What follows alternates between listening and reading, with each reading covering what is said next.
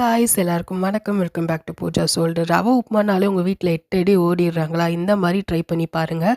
2 plate ஆனாலும் ஃபுல்லாக சாப்பிடுவாங்க.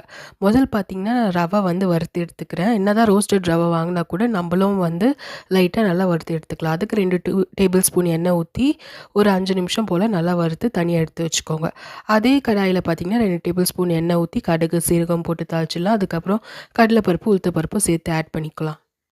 3 காஞ்ச மிளகா, சின்ன துண்டு இஞ்சி, அதுக்கப்புறம் 3 பெரிய வெங்காயம் கட் பண்ணி வச்சுருக்கேன். நல்லா ப்ரௌன் ஆகிற வரலாம் வதக்கி விட்டுக்கோங்க. கூடவே உப்பு சேர்த்து வதக்கிக்கோங்க.